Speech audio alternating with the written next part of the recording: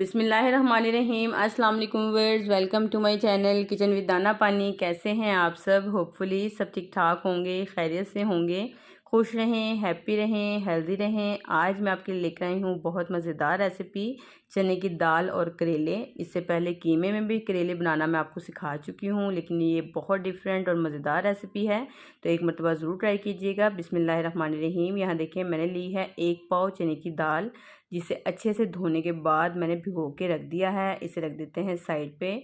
और यहाँ देखें मैंने लिए हैं आधा किलो करेले हैं, एक आंबी आपको नज़र आ रही है, साथ 3 से 4 टमाटर हैं मीडियम साइज़ के। टमाटर अगर आपके पास आंबी ना हो या सीज़न ना हो आंबी का, तो आप 1-2 टमाटर मज़ीद बढ़ा लें और आंबी को स्किप कर दें। साथ ही मैंने यहाँ पे ली है आधा किलो से कुछ ज़्यादा प्याज है।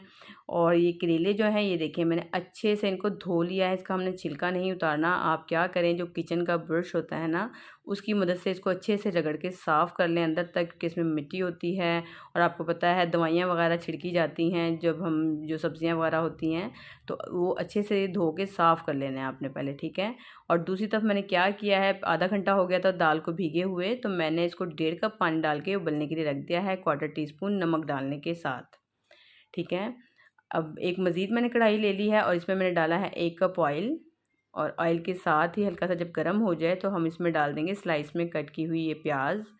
तो ये आधा किलो से ज़्यादा है प्याज, क्योंकि करेलों में प्याज जो है वो थोड़ी सी ज़्यादा ही अच्छी लगती है। और एक साइड पे तो प्याज हमने फ्राई करने के लिए रख दी है, तो दूसरी साइड पे हम क्या करते हैं, जो करेले मैंने धो के साफ़ करके रखे हैं, इनको हमने छीलना नहीं है, सिंपल इसकी जो टेल है वो उतार दें साइडों से। और बस इसको दरमियान से ऐसे कट लगा के आपने क्या करना है, इसके अंदर से बीज निकाल लेने हैं। ये सॉफ्ट वाले बीज हैं, यानी कि जो आराम से हाथ से निकल जाएंगे। लेकिन कुछ करेलों में सख्त बीज होते हैं जो चम्मच की मदद से निकालने पड़ते हैं, वो निकालें। और अगर बीज कच्चियाँ हों, कच्चे हों, तो आप ना भी निकालें, वो ऐसे पक जाते हैं। लेकिन सख्त वाले बीज जो हैं वो आपको निकालने पड़ेंगे, ठीक है। तो आपने क्या करना है, ये देखें इस तरीके से इसके स्लाइस कट करें। बहुत ज़्यादा बारीक भी नहीं होने चाहिए और बहुत ज़्यादा मोटे मोटे भी ना हो जो गले ही ना, ठीक है, वो मुंह में आते हुए अच्छे नहीं लगते। बस ऐसे मीडियम सा साइज़ आपने रखना है इसका, और इस तरह काटते जाना है। तो देखिए ना तो मैंने इसको नमक लगा के धोया है, ना इसको हमने कोई कपड़े में निचोड़ा है, कुछ नहीं किया।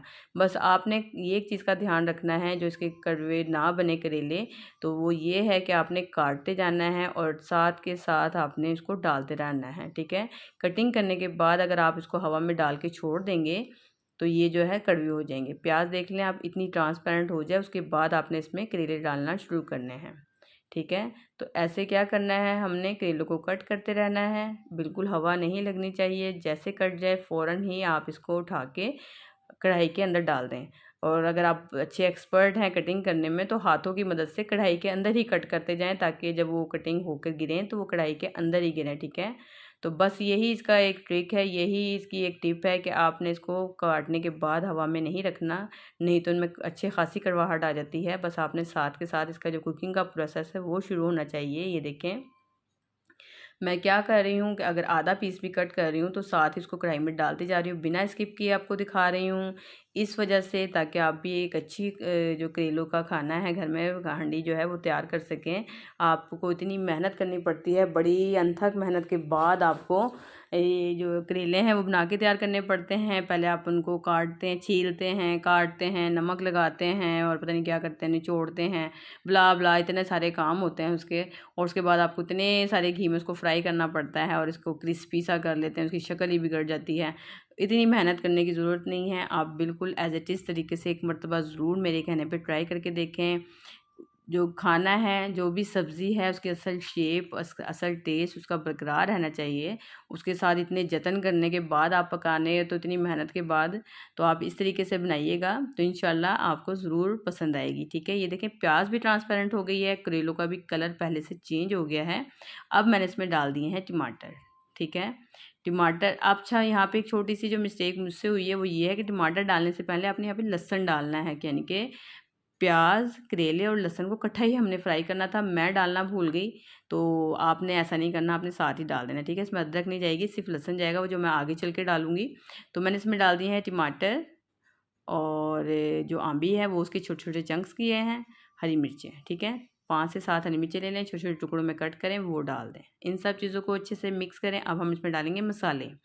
1 टीस्पून भर के मैंने यहाँ पे लिया है नमक का, हाफ़ टी स्पून भर के आपने लेनी है हल्दी, ठीक है। हल्दी थोड़ी सी इसमें ज़्यादा जाएगी तो मज़े की लगेगी। और 1 टेबलस्पून भर के आपने लेना है कुटी हुई लाल मिर्चें। तो मिर्चें हमने हरी भी डाली हैं और कुटी हुई लाल मिर्चें हमने इसमें थोड़ी सी भर के लेनी है, क्योंकि प्याज की क्वांटिटी ज़्यादा है। अगर हम मिर्ची नमक कम रखेंगे तो खाना मीठा मीठा हो जाएगा, ठीक है। ये सब चीज़ों को हमने ध्यान रखना होता है, तभी एक अच्छा खाना हम बना सकते हैं। तो बस ये क्या करना है जी, ये टमाटरों का जो पानी होगा इसी के साथ ही मसाला जो है फ्राई हो जाएगा, अच्छे से भुन जाएगा। मैंने इसमें कोई पानी का एक ड्रॉप भी नहीं अभी तक इस्तेमाल किया, ठीक है। तो यहाँ पे देखें, अब मुझे याद आया जी लहसुन डालना है, तो मुझे अब मैंने इसमें लहसुन डाल दिया है। लेकिन आपने लहसुन करेले और प्याज को फ्राई होने के दौरान ही डालना है, ठीक है। तो खैर छोटी छोटी बातें घर में होती रहती हैं, तो आप अंडरस्टैंड करेंगे इस चीज़ को।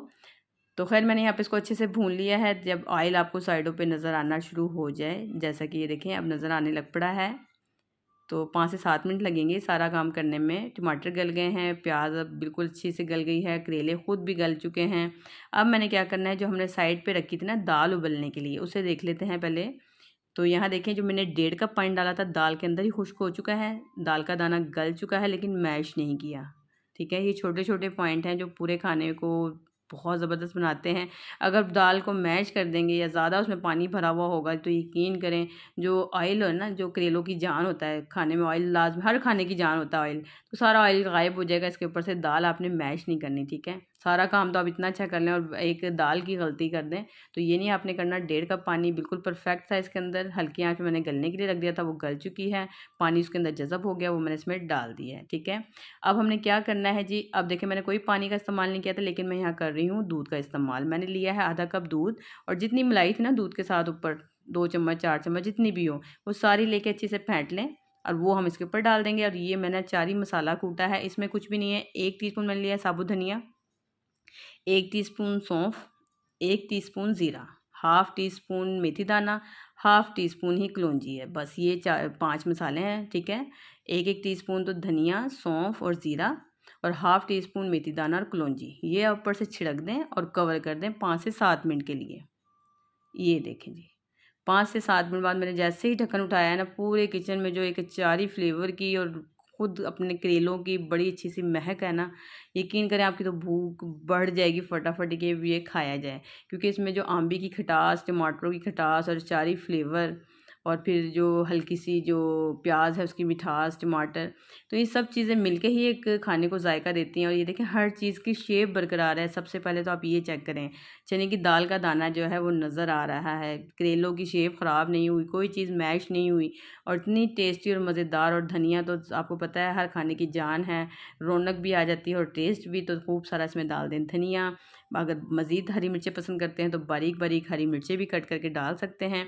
और हमेशा की तरह मैं क्या करूँगी जी, ये मैंने मिक्स कर लिया है, अब मैं चूल्हा ऑफ़ करके 5 से 7 मिनट के लिए इसे कवर करके रख दूँगी। ये मेरी आदत है, हमेशा ही खाना बनाने के बाद मैं फ़ौरन उसे डिश आउट नहीं करती, बल्कि हमेशा उसे 5 से 7 मिनट के लिए कवर करके रख देती हूँ। ये बहुत ज़रूरी होता है, ऐसा ही किया करें आप भी। और बस ये देखें ज़बरदस्त सा जो करेलों के साथ, चने की दाल के साथ जो करेले हैं वो तैयार हो गए हैं। और जो कीमा करेलों की जो रेसिपी का लिंक है ना, आई बटन में मैंने वो भी डाल दिया है, आप उसे भी ज़रूर ट्राई कीजिएगा, वो भी बहुत लाजवाब रेसिपी है। तो यहाँ देखिए चने की दाल के दाने नज़र आ रहे हैं, प्याज हालांकि देखें शुरू से आखिर तक कुकिंग में है, लेकिन प्याज के लच्छे उसमें नज़र आ रहे हैं, हल्के हल्के टमाटरों के चंक्स भी हैं इसके अंदर, ठीक है। तो ऐसे भुर्ता नहीं बना देना, मैश नहीं कर देना, उसका कलर नहीं ख़राब करना, किसी चीज़ को जलाना नहीं है। इस तरीके से आप बनाइएगा, यकीन करें आपके घर का बच्चा इसको बहुत पसंद करेगा, बहुत शौक़ से खाएगा। यहाँ पे मैं आपको करेले चेक करवाती हूँ। तो ये देखें, ये हल्का सा लाइट सा ग्रीन कलर भी उसका भी बरकरार है, लेकिन करेले गल चुके हैं। और आप बाइट लेके देखिएगा, बिल्कुल वो कड़वाहट नहीं है इसमें। लाइट सी जो कड़वाहट होती है ना, वो तो इसका जायका है करेलों का, वो तो होना चाहिए। लेकिन एक होता है ना बिल्कुल ही बाइट ली और मुंह पूरे मुंह में कड़वाहट ही घुल गई और दूसरी बाइट लेने को दिल ही नहीं करता, ऐसा नहीं है। आप मेरे कहने पे इस रेसिपी को एक मरतबा ज़रूर ट्राई कीजिएगा। इतनी कम मेहनत में करेले और आप बनाएंगे और आप भी खुश, आपके घर वाले भी खुश। तो इन गर्मियों में ये दोपहर में रेसिपी ज़रूर ट्राई कीजिएगा। बाइट मुँह में लेते यकीन करें मज़ा आ गया है। इतनी ज़बरदस्त ये जो है चने की दाल के साथ करेले बन के तैयार हुए हैं। तो एक लाजवाब रेसिपी थी, तो मैंने सोचा आपके साथ शेयर करूँ, आप भी इसे खूब इंजॉय करें और अपने बच्चों के साथ, अपनी फैमिली मेम्बर के साथ। और जब आप बनाएं तो अपना फीडबैक मुझे ज़रूर दें, मुझे आपके कमेंट्स का बहुत इंतज़ार होता है, ठीक है। और जो अब मेरे चैनल पे नए आने वाले हैं उनको उनकी ये रिक्वेस्ट है कि आप मेरे चैनल को ज़रूर सब्सक्राइब करें, ताकि ऐसे इन्फॉर्मेटिव वीडियोज़ आपको देखने को जल्द से जल्द मिलती रहें। आज के लिए तो इतना काफ़ी है, मिलती हूँ मैं आपसे किसी और नई वीडियो में। जब तक के लिए मुझे दें इजाज़त। अल्लाह हाफिज़।